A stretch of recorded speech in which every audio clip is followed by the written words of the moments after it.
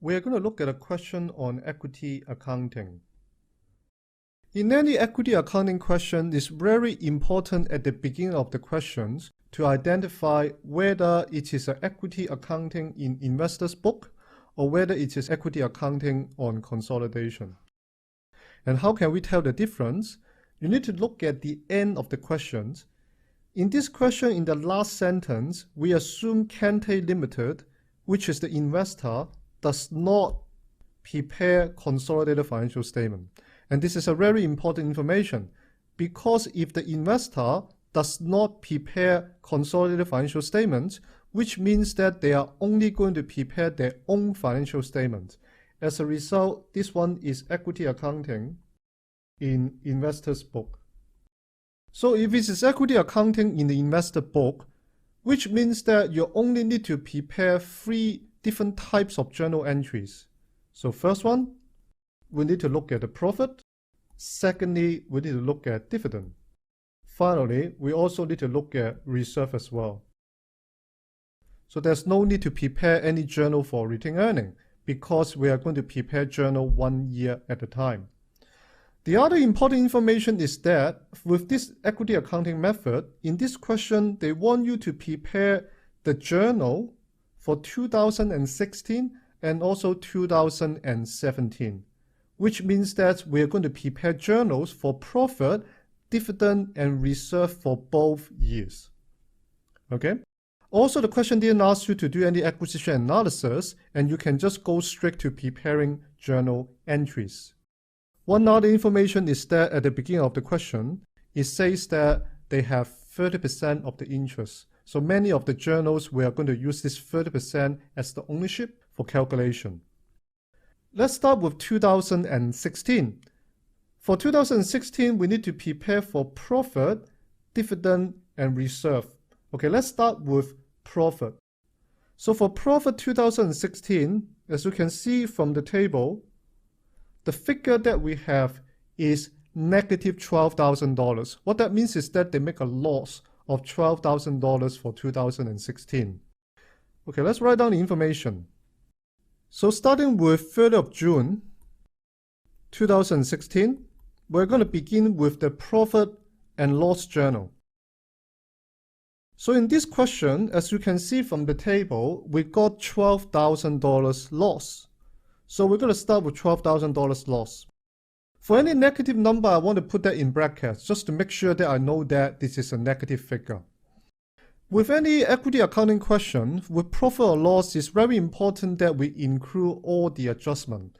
And the adjustment can come from fair value adjustment. Also, it can come from inter-entity transaction. So we're going to go back to the question to look for those information. What you can see is that in this paragraph here, it says that all the assets and liabilities of the associate are recorded at fair value, except that an item of equipment which was held $9,000 below its fair value. 9,000. The equipment had a further 6 years life as at 1st of July 2015. So if they got a fair value change for any depreciable assets, it's important for you to include the fair value adjustment of depreciation in your calculation of profit and loss. So for this one, we have $9,000 divided by 6. It's going to give me $1,500 per annum of depreciation. And with any calculation of equity accounting, we also need to make sure that the figure is after tax. So after tax for this, it's going to be $1,050 per annum. So now we are preparing for 2016, which is 1 year after the original acquisition date. So we are going to less depreciation for $1,050. Which means that you already start with a loss position and now you incur further loss because you want to adjust for depreciation. As I mentioned, the other type of adjustment that you need to make would be inter-entity transaction. So let's go back to the question to see whether we have any inter-entity transaction. In the last paragraph of the question, it says that during the year 2015 and 16, Kente sold inventory to Lima for $14,000 at a markup of 25%. And obviously, as you can see here, that we have an inter-entity transaction. But it's very important for you to recognize which year did that occur. For this one, it says that it's during 2015 to 16, which means that this is a prior year. And right now, we are preparing for 2016 record, which means that we need to include this calculation in there. Okay, after that, we need to calculate how much is the unrealized profit from that particular year by using the information. So right here, we got 14,000, that is the revenue, at a markup of 25%.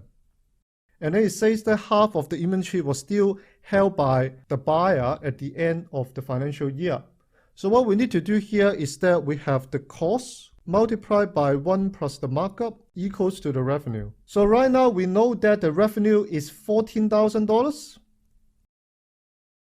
We're going to divide it by 1 plus the markup. The markup is 25%. So we're going to divide it by 1.25. As a result, the cost is going to be $11,200. If we compare the revenue minus the cost, you'll find out that the profit of this transaction would be $2,800. But very importantly, we are looking at the unrealized profit. The unrealized profit, according to the question, is half of the inventory still on hand by the end of the year. So 2,800 divided by 2, we're going to get 1,400. That's the key number that we want, because the before tax unrealized profit is going to give us $1,400, and this is from a prior year. So 1,400 is the key figure of profit, of unrealized profit. Remember, all the adjustment that we need for equity accounting has to be after tax. So the after tax of 1,400 equals to 980. So that's the number that we want to include in our adjustment. So this one we got sale of inventory, and it's going to be 980. And that's all. So the adjusted loss is going to be $14,030. And remember, everything in equity accounting, we need to multiply by the ownership interest. The ownership interest for this question is 30%. So 30% of $14,030 is $4,209. Okay, that's the number that we need. So now we're going to put that in journal entry, because for this one is a loss, and loss will reduce the value of the investment. So for this one, we're going to debit share of associate loss, 4,209, and then we're going to credit investment in associates, 4,209. So there will be the journal for profit for 3rd of June 2016. So as I mentioned earlier, there are 2 other types of journals that you need to prepare. After that, we also got dividend as well as asset revaluation surplus. Let's look at dividend first. With dividend, according to the question, in 2016, we got 3,000 dividend. When you prepare dividend for equity method in investor's book, the standard journals will be debit cash and then credit investment in associates. But because in this question, they haven't actually paid the dividend. It's dividend declared only. So as a result, you're going to debit dividend receivable and then credit investment in associates. So we are going to debit dividend receivable and then credit investment in associates. The number that we see from the table was $3,000. 30% is going to give us 900. Finally, we are going to prepare the journal for asset revaluation surplus. And what we are looking for is the change from the acquisition date to the end of this particular year. What you can see is that at the beginning, we got $25,000. At the end of 2016, we got $29,000. So we're going to debit investment in associates, and then credit asset revaluation surplus. And this one is from 25,000 increased to 29,000, which means that we're going to have $4,000 increase. And then once again, 30% of that is going to give us 1,200. So at the beginning, we identified that we need to prepare 3 different journal entries, one for profit, one for dividend, and one for reserve, and we have done all 3. Let's move on to 2017. And we are going to do exactly the same thing, because for every single year, they are independent from each other. And then we got to prepare one journal for profit, one journal for dividend, and also one journal for reserve. So once again, let's start with profit.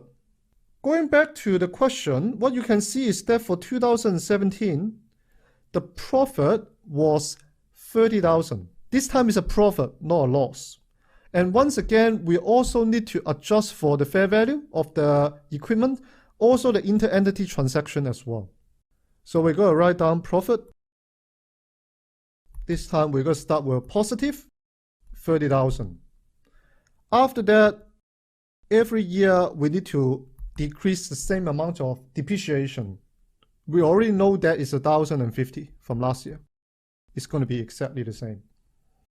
But what is different for this year is that we have an inter-entity transaction. Let's go back to the original information. What you can see is that we got 980, which was unrealized in 2016 financial year. But then let's look at the last sentence of this inter-entity transaction. It says that the balance of the inventory was sold to external parties during the 2016 and 17 financial year, which means that they have realized that in the next financial year, which is the year that we are preparing right now. If they have realized the profit, which means that we need to add back the realized profit from the sale of inventory. And it's going to be exactly the same amount, but this time we need to add it back because it was unrealized last year and it's going to be realized this year. So this time we're going to have the adjusted profit of 29,930. Once again, we're going to multiply by 30%. It's going to be 8,979. That's the number that we need. So once again, we're going to prepare the journal entry. This time it is a profit, which means that it's going to increase the value of our investment. So we're going to debit investment in associates, 8,979, and then we're going to credit share of associates profit. So that will be the first journal. And just like 2016, we also need to prepare journals for dividend as well as reserve. Let's take a look at dividend. Dividend declared, once again, we got $12,000 in 2017. So we're going to prepare the journals, debit dividend receivable, and then credit investment in associate. So that one is 12,000. 30% of that, that's going to be 3,600. So that will be the journal for 2017 for dividend. Finally, we also need to look at reserve as well. Once again, we're going to look at the change, but this time the change is from 2016 to 2017. What you can see here is that from 2016 to 2017, there is an increase of 8,000. From 29,000 to 37,000. So we're going to debit investment in associates and then credit ALS. This time is from 29, increase to 37. That means we got an $8,000 increase. 30% of that is going to give us 2,400. So as you can see that for both year 2016 and 17, we prepare one journal for profit, one journal for dividend, and also one journal for reserve.